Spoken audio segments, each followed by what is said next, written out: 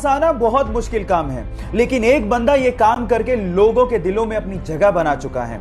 Guys, मैं बात कर रहा हूं कपिल शर्मा की, लेकिन ये काम उसके लिए इतना आसान नहीं था।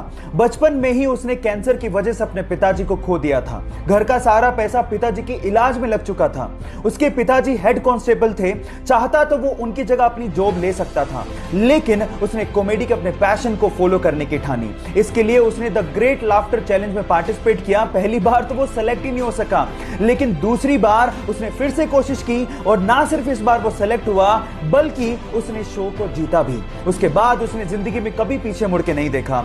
K9 नाम से प्रोडक्शन हाउस खोला और उसमें अपने नाम का एक शो शुरू किया और आज वो show the Kapil Sharma show के नाम से लोगों के दिलों में अपनी जगह बना चुका है। मुंबई के एक चोल में एक स्टंट मैन के घर पे हुआ। पिताजी को काम के इतने पैसे नहीं मिलते थे, इसीलिए वो चाहते थे कि उनका लड़का कम से कम पढ़ लिख कर एक नौकरी लग जाए। इसके लिए उसने इंजीनियरिंग की पढ़ाई पूरी की, लेकिन इसी दौरान जब उसे एक जॉब का लेटर मिला तो उसने अपने पैशन के लिए उस जॉब के लेटर को फाड़ते हुए कहा कि वो 9 से 5 की नौकरी के लिए नहीं बना है।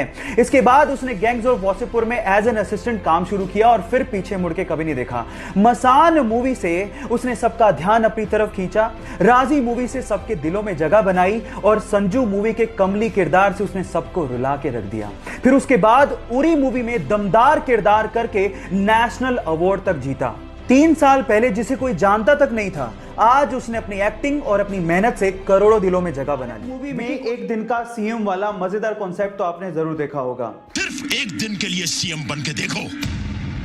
लेकिन वो तो मूवी थी, असल जिंदगी में थोड़ी ऐसा कुछ होता है।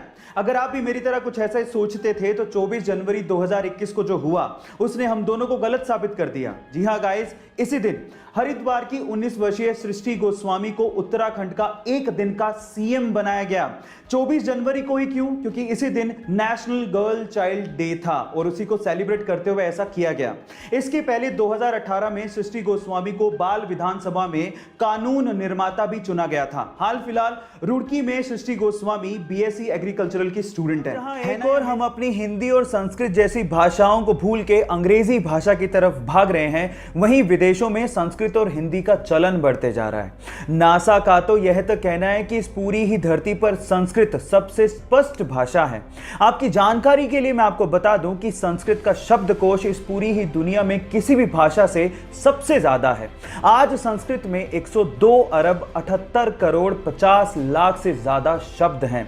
संस्कृत ऐसी भाषा है जहां पर आप किसी भी वाक्य को कम से कम शब्दों में पूरा कर सकते हो, जो आप किसी अन्य भाषा में नहीं कर सकते। और कंप्यूटर की एल्गोरिदम के लिए भी संस्कृत को सबसे उपयुक्त भाषा माना गया है। में आउट, नोट आउट और इसके जैसे बहुत सारे डिसीजंस अंपायर लेते हैं और ये तो हमें पता ही है कि ऑनगोइंग मैच में 2 अंपायर क्रिकेट ग्राउंड पर मौजूद होते हैं, लेकिन इसके अलावा एक और अंपायर क्रिकेट ग्राउंड के बाहर बैठा होता है जिसे हम लोग थर्ड अंपायर कहते हैं। लेकिन क्या आपको पता है कि थर्ड अंपायर का कॉन्सेप्ट क्रिकेट इतिहास में कब शुरू किया गया और वो पहला ऐसा कौन सा खिलाड़ी था जिसे क्रिकेट इतिहास में थर्ड अंपायर ने सबसे पहले आउट करार दिया था? तो चलिए मैं आपको बताता हूं।